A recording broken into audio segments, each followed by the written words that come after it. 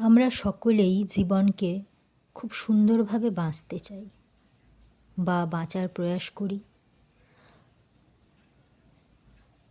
আর জীবনকে খুব সুন্দরভাবে বাঁচতে গেলে আধ্যাত্মিক জাগৃতি বা স্পিরিচুয়াল অ্যাওয়েকনিংয়ের মতো একটা অবস্থান জীবনে কখনো কখনো আসে, যখন কোনো মানুষের মধ্যে বিশেষ কতকগুলি লক্ষণ পরিলক্ষিত হতে দেখা যায়।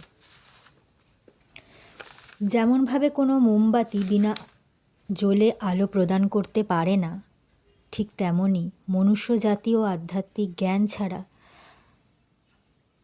তার জীবনে পরিপূর্ণতা বা প্রগতি ঘটাতে সক্ষম হতে পারে না। কারণ আধ্যাত্মিক জ্ঞান বা আধ্যাত্মিক জীবন কখনো আমাদের সংসার জীবন থেকে দূরত্ব সৃষ্টি করে না, বরং তা মানুষকে আরও গভীরে নিয়ে যেতে সক্ষম হয়।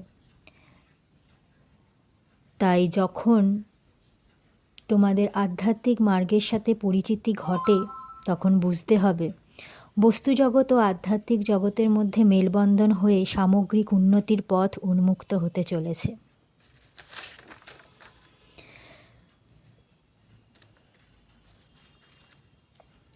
কিন্তু এখানে আমাদের মনে হতে পারে যে আমরা কিভাবে বুঝবো যে আমরা আধ্যাত্মিক মার্গে রয়েছি, আমাদের আধ্যাত্মিক যাত্রা বা স্পিরিচুয়াল জার্নি শুরু হয়েছে। তাই আজ কিভাবে কোনো ব্যক্তির জীবনে আধ্যাত্মিকতা আসছে তার কিছু সংকেত নিয়ে বা সাইন নিয়ে আমি আলোচনা করছি।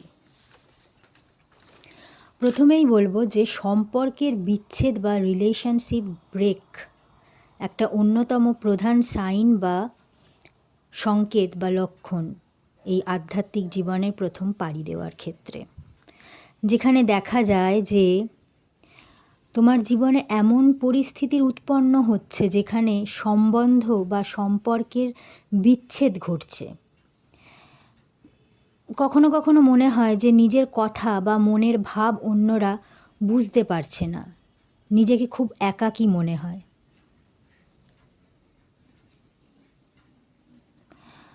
তোমার মনে হতে থাকবে যে যেন দুটো দুনিয়ার মধ্যে তুমি একটা কোথাও মাঝখানে আটকে পড়েছো। আবার কখনো মনে হবে দুটো জগৎ, আভ্যন্তরীণ জগৎ আর বাহ্যিক জগৎ। আভ্যন্তরীণ জগৎ বলতে বোঝা যায় আমার অন্তর্নিহিত যে অনুভূতির জগৎ, যেটা আমি অনুভব করছি সেটা। আর দ্বিতীয়টা যেটা হলো আমাদের আশেপাশের জগৎ বা যে ব্যক্তির আধ্যাত্মিকতার জাগরণ ঘটছে জীবনে, তার বাহ্যিক জগৎ। সেই দুটো জগতের মধ্যে মেলবন্ধন ঘটাতে পারে না। এরপর দেখা যায় যে ব্যক্তি অত্যন্ত জিজ্ঞাসু হয়ে পড়ে, তার মনে অনেক অনেক প্রশ্নের উদয় হয়। কোনো ঘটনা ঘটলে সে ভাবতে থাকে এরকম কেন হলো, আর তার সাথেই বা কেন এমন ঘটছে।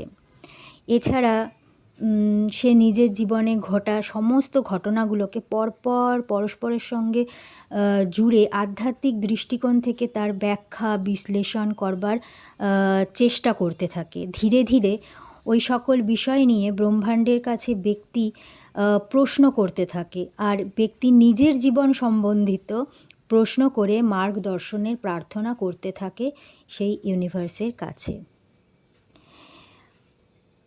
আবার অন্যতম লক্ষণ হিসাবে বলা যায় যে স্বপ্ন ও বাস্তবতার মধ্যে একটা ভ্রম সৃষ্টি হয়, অর্থাৎ দেজাভুর মতো একটা পরিস্থিতি সৃষ্টি হয়। ব্যক্তি অনেক সময় বুঝতে পারে না যে সে যে স্বপ্নটা দেখেছে সেটা সত্যি, না তার আশেপাশে বাস্তবিকভাবে যেটা ঘটছে সেটা সত্যি বলে সে মানবে।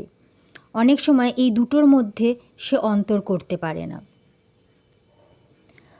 আবার অন্যতম লক্ষণ হিসাবে একটা বলা যায় যে মানুষের জীবনে এমন কোনো একজন ব্যক্তির আবির্ভাব ঘটে যিনি চৌম্বকের মতো পরমাত্মার স্বরূপের সাথে জোড়ার প্রয়াস করে সেই আধ্যাত্মিক পথে জাগরণ ঘটেছে যে ব্যক্তির, তাকে। কিন্তু তার বলার কিছু পূর্বেই সেই ব্যক্তি ঈশ্বরের প্রতি আকৃষ্ট হতে থাকে, যার ফলস্বরূপ ঈশ্বরের প্রতি ব্যক্তির বিশ্বাস পূর্বাপেক্ষা আরও অটুট হতে থাকে। এরপর অন্যতম কারণ হতে পারে আপনার অন্তর্মনের বা তোমাদের অন্তর্মনের আওয়াজ অত্যধিক বাড়তে থাকে, অর্থাৎ ইনটিউশন পাওয়ার, যেটাকে আমরা ইনটিউশন পাওয়ার বলি, তার বৃদ্ধি ঘটতে থাকে। এর মুখ্য কারণই হলো জ্ঞানেন্দ্রিয়ের জাগ্রত হওয়া বা জাগরণ ঘটা, অর্থাৎ থার্ড আই ওপেন হতে থাকে।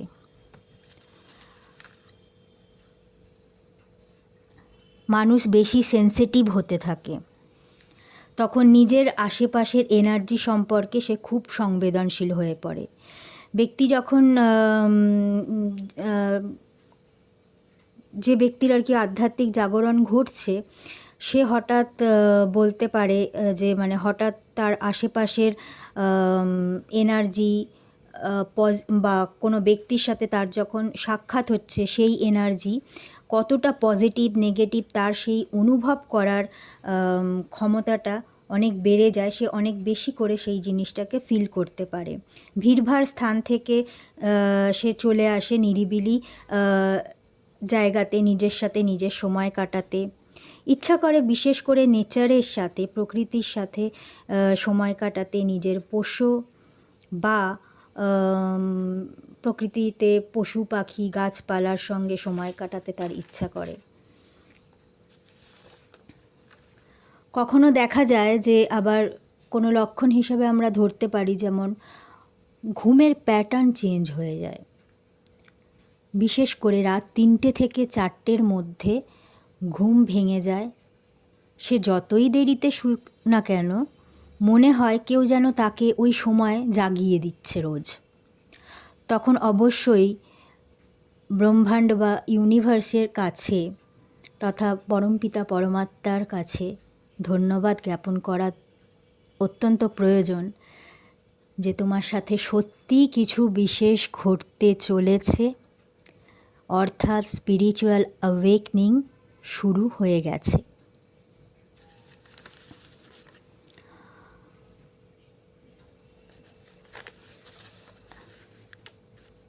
বন্ধুরা, যদি উক্ত সাইনগুলো সাথে তুমি রিজোনেট করতে পারছো তোমার সাথে, তাহলে নিশ্চিতভাবে জানবে যে তুমি আধ্যাত্মিক পথের পথিক। তোমার স্পিরিচুয়াল জার্নি শুরু হয়ে গেছে আর তুমি পরমাত্মার প্রতি এগোতে শুরু করেছো।